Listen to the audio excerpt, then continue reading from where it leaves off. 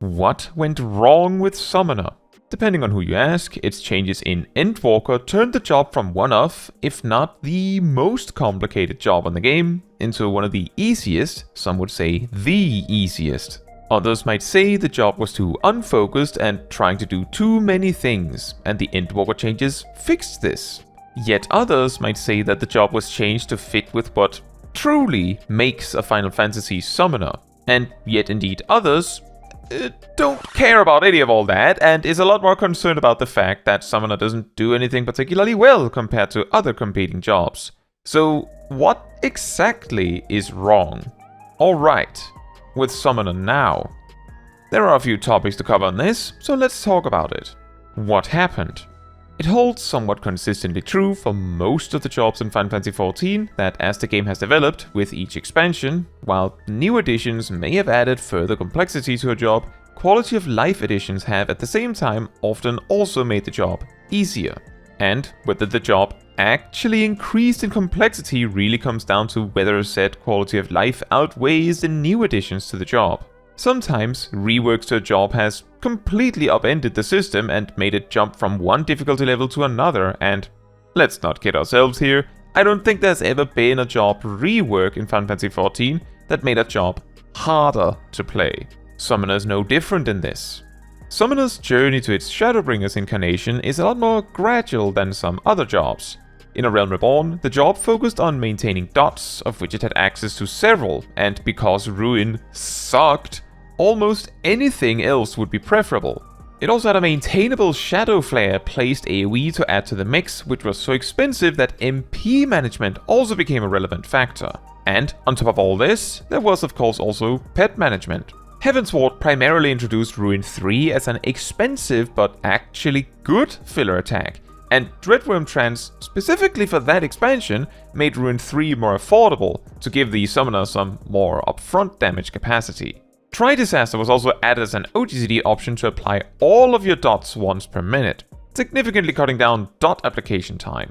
By Stormblood, Shadow Flare had been made an OGCD cooldown, the job had way less dots with the removal of cross-class actions, as well as Bio naturally upgrading to Bio 2, and now Dreadworm Trance made your casts instant instead of doing something with Ruin 3 specifically, and reset Tri-Disaster so you could use that method of dot application even more.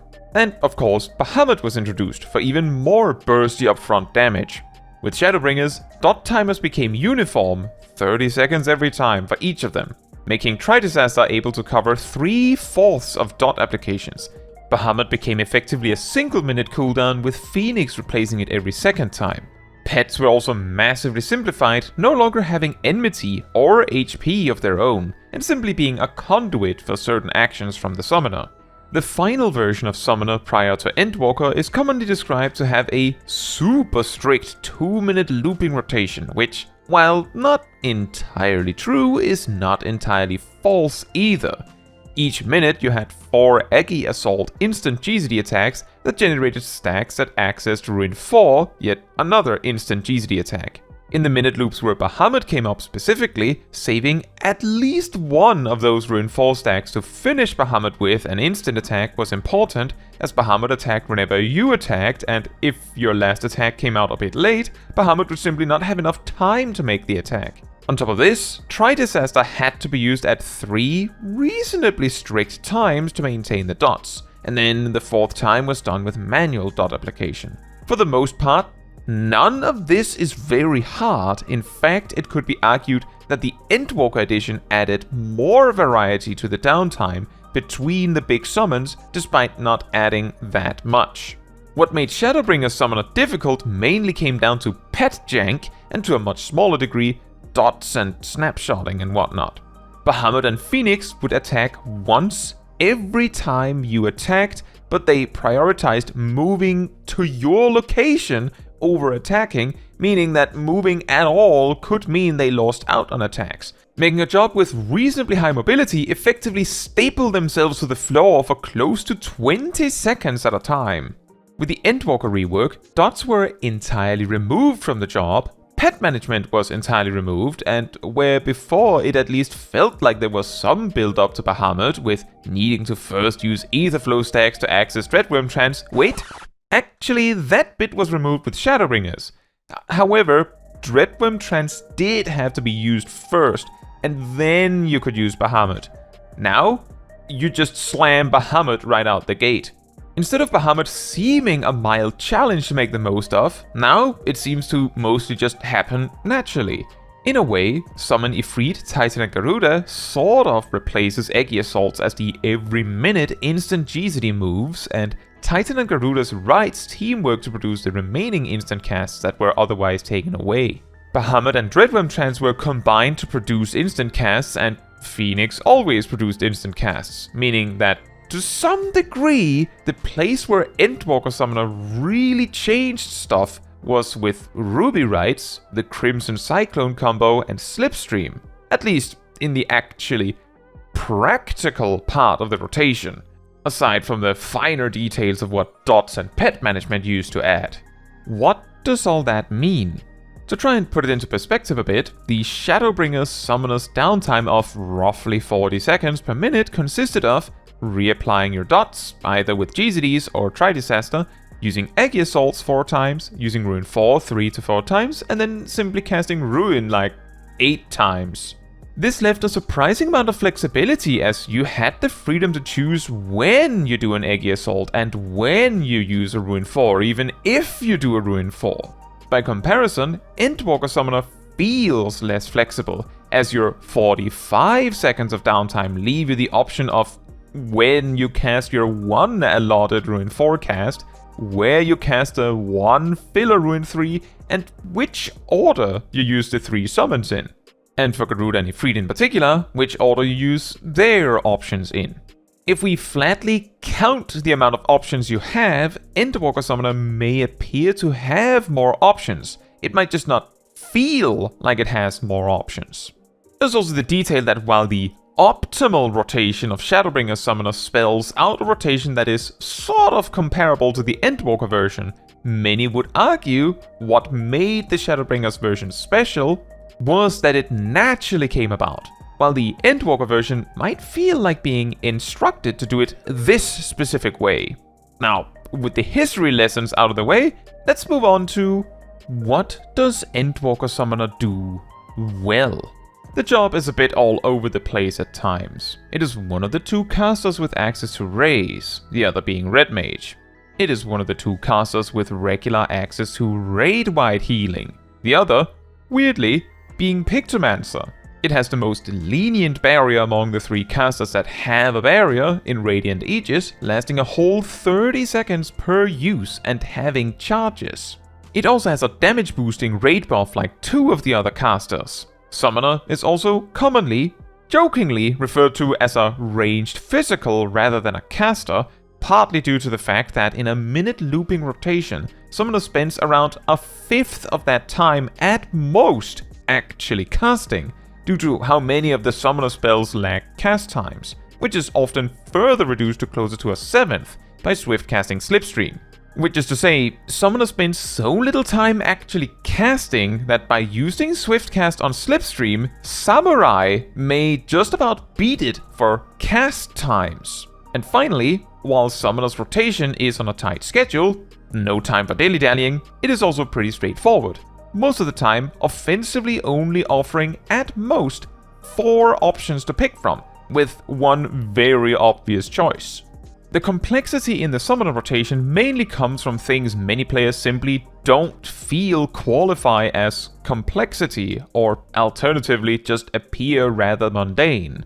In the context of planning out a boss fight, planning when Ifrit is used matters a whole lot, since this has to happen during a time where you can stand still and cast Ruby Right for a while, and when it is possible to get into melee range for the Crimson Cyclone combo. This part of planning alone means that while summoners often feel compelled to go Titan, Garuda, Ifrit, it just isn't always so simple. Another small point of complexity in planning for summoner is that Slipstream leaves behind a persistent AoE for extra damage, so in fights with bosses that move around a lot, timing Slipstream at a moment where they're actually going to stay there can represent a relevant damage gain. Yet another angle of complexity is in how Summoner deals with downtime, as losing GZDs usually means having to skip certain spells to get to Bahamut on time, while not losing out on the good ones, the primal summons. Metering out these spells just right when you no longer have the perfectly planned out sequence of use everything does add some challenge to the job too. It could be argued that planning when to swift cast also represents a point of complexity for Summoner, as choosing when it is used for mobility can matter on one end, and especially when progging a hard fight. Holding it for if you need it can also be a necessary decision to make. One last tiny bit of offensive complexity Summoner deals with is the simple fact that over the course of a fight, Summon Bahamut and Phoenix drifts very slowly earlier and earlier relative to the 2-minute burst, and actually paying attention to how they align with the raid buffs can matter. I would say the rest of the complexity of Summoner boils down to the fact they have some freedom in their defensive utility, in that Lux Solaris offers a 30-second window to use it, and Rekindle, the two of them you will get in a boss fight I guess, offers a 15-second window. One last positive for Summoner I want to highlight is that if there ever was a job that kinda has the whole basics of its toolkit in order by level 50, I would say it would be Summoner. In fact, to some degree, it has the skeleton of its single target toolkit finished by level 22, and mostly add OGZs and a little extra here and there to it after that. With the sole singular outlier being that Dreadworm Trance comes at level 58. But this does mean that if you're not a fan of jobs that sort of reinvent themselves super often, Summoner could be the slam dunk perfect choice. But with that said, what does Summoner do badly? Of the two casters with arrays, Summoner is effectively limited to using it about once every 40 seconds, at most due to the long cast time, and that's assuming the Summoner doesn't use the swift cast for their own mobility, which is a weakness Red Mage does not have, making Summoner the weaker of the two casters at doing that. A smaller negative is that while Summoner has the most lenient barrier among the casters, the fact that Carbuncle must be present for Radiant Aegis to be usable means that the barrier is often somewhat difficult to use reflexively, as Carby is not present for about 50% of a fight. While I could suggest that having more raid-wide healing as a caster is somewhat moot since raid teams may simply not plan around it, I feel like that is an unfair angle, as parties simply could plan around it. But it is worth mentioning that Summoner having Lux Solaris, Everlasting Flight and Rekindle is something that often gets overlooked. But the one place where Summoner truly falls short is in its damage potential. Importantly, unless you are actively participating in getting the fastest, bestest clears of Savage Raids, or outright passing, or you're participating in the race to world firsting it, Summoner is probably fine. The problem is, as with a few select jobs that tend to score lower on damage, that being able to bring more damage to the table often relaxes other expectations in a Savage boss fight. If you can do more damage in general, then you can get away with being hit by more damage down debuffs. You can get away with having more deaths. You can play scary mechanics safer and still make it. So having a lower potential ends up mattering, even if the job is capable of doing enough damage. A balanced raid team needs at least one of each DPS category. One melee, one ranged physical, one caster. And then you have one extra slot for whatever you want. Often, this one is an extra of a job that does a lot of damage, with the exception being that in World First progging, or even just progging in more optimized groups, bringing two casters with rays sometimes comes up. Keep that in mind. As Summoner's damage simply is not high enough to be a job that does a lot of damage, it is typically only competing for the dedicated caster slot, and Black Mage and Pectomancer typically performs better on damage output than Summoner. And so does Red Mage. So if you want a job that can res, Red Mage tends to be considered a better pick too. This gets even more cursed because Red Mage is so good at raising that in the progging category, bringing two Red Mages is surprisingly often preferred over bringing a Red Mage and a Summoner, despite the negative impact it has on LB generation. However, that is a point where Summoner sometimes gets an in. Another in that Summoner has possibly been able to get in the heavyweight tier is that seemingly some of the fights require so much movement that some red mages have actually found it difficult to maintain uptime, which, as you may recall, Summoner probably would have less issues with. This is partly related to the fact that the heavyweight tier seems to be particularly brutal towards melee DPS uptime, and red mage's greatest mobility comes from melee combo sequences. However, based on the data, this does not make that much of a difference. Summoner is the least represented DPS job in Heavyweight Savage as of the making of this video. One last smaller negative is that while Summoner's toolkit is pretty straightforward and sort of explains itself by pressing the buttons, so many of its tooltips are so overwhelmingly convoluted if you don't already know what it is trying to make you do, that it makes for an incredibly confusing starter job. Not to mention, the only other job that even has a gauge by level 6 is Black Mage. So, in a way, while the rework made Summoner simpler at higher levels, it almost certainly became a more complicated job at the super low levels. The grand irony. Usually, when a job is massively reworked or overhauled in a game where new stuff is added to jobs every expansion, you'd think said rework accounts for that and leaves room for new stuff. I say it like this because the jobs that have been massively reworked or overhauled in recent memory typically don't leave any more room than before. Not really.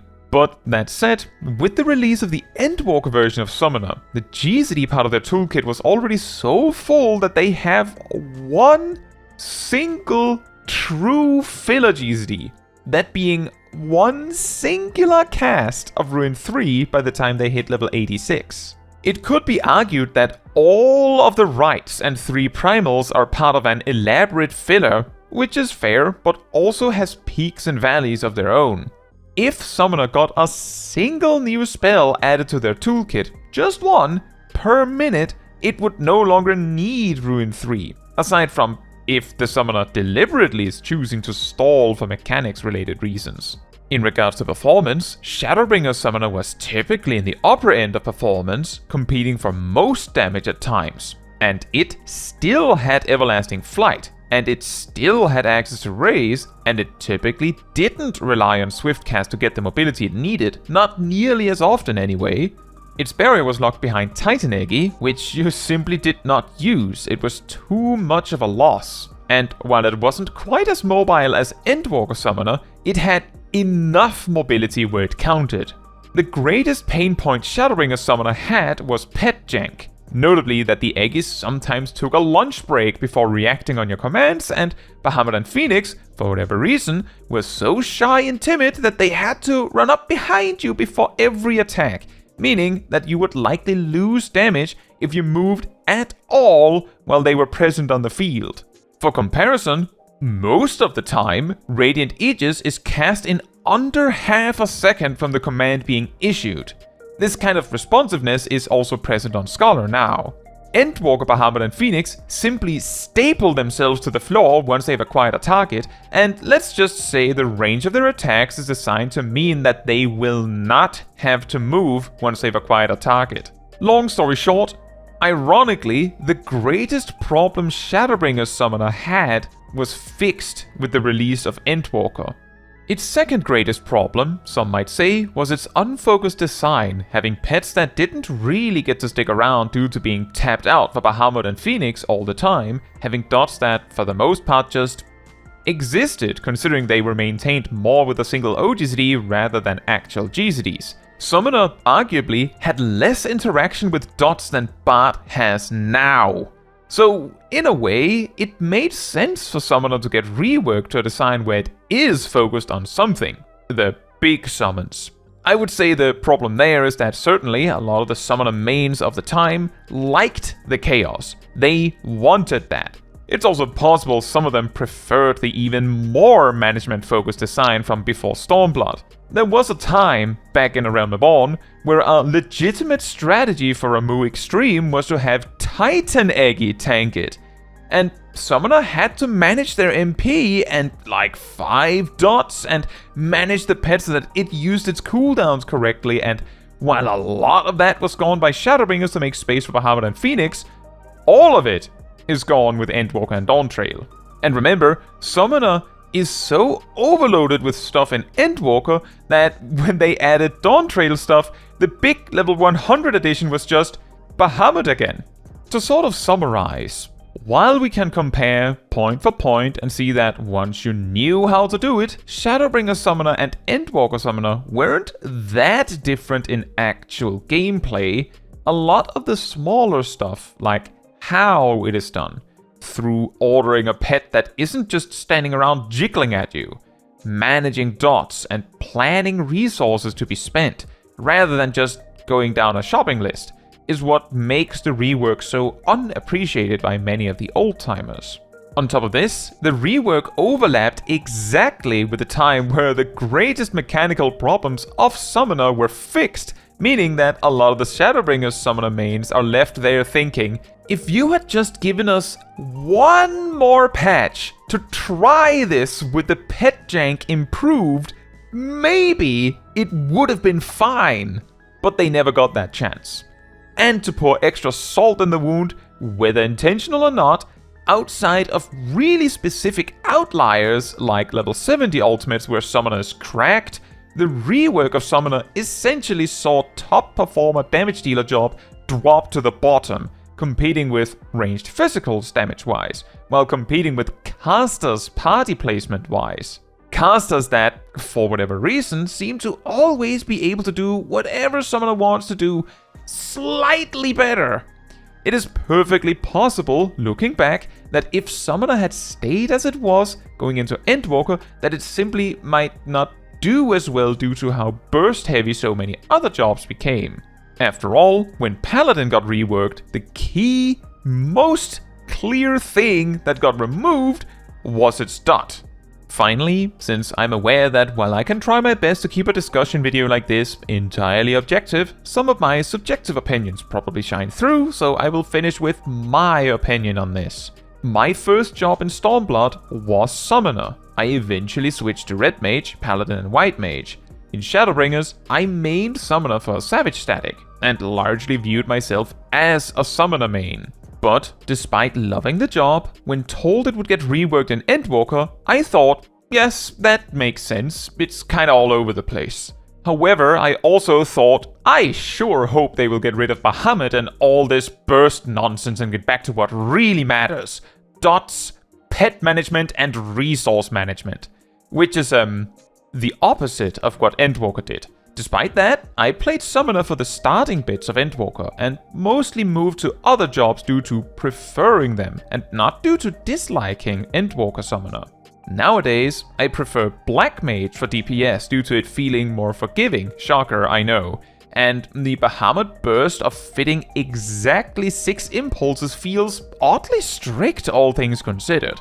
It would not surprise me, assuming it doesn't get majorly changed with 8.0, if Summon Bahamut simply gives you 6 stickers to use Impulse with rather than the way it works now. I don't think I would prefer that necessarily, as the current iteration feels more interesting than that, but it is a likely possibility. The strictness of this Bahamut burst also makes Summoner a problematic job for players with less reliable latency, which was arguably also a problem with Black Mage before its 7.2 changes. But I also feel that even if Summoner had not been reworked for Endwalker, I would probably still have moved around to other jobs just the same, so I personally won't blame Endwalker Summoner for that. Whenever I'm asked what kind of DPS job I would add to the game if I could choose, I also always say a dot-centric one. But what do you think? Was Shadowbringer Summoner your one true love of a job in 14? Or maybe the rework finally changed Summoner to be what you envisioned a Summoner to be and made it just the way you like it. Maybe you're more focused on the statistical stuff and think, I would play it if it was actually strong. Or maybe it is a whole different thing. Please do let me know in the comments. Now, that is all for this video. Thank you so much for watching. If you would like to support me and my channel more directly, you can become a member like these wonderful people here. You can also alternatively support me through Twitch or Ko-Fi, links in the description. You can also support the channel by letting the YouTube algorithm know by liking the video, leaving a comment, subscribing, sharing, and hitting the bell to get notified when next I post a video. Fun fact, originally Fester did 0 damage and then only did damage for each dot you had on your target, with originally Bio, Bio2 and Miasma counting towards it. Stormblood removed one of them, but made the baseline potency non-zero. Shadowbringers changed it further to do the full damage as long as just one dot was active. And then Endwalker obviously removed the dot interaction altogether.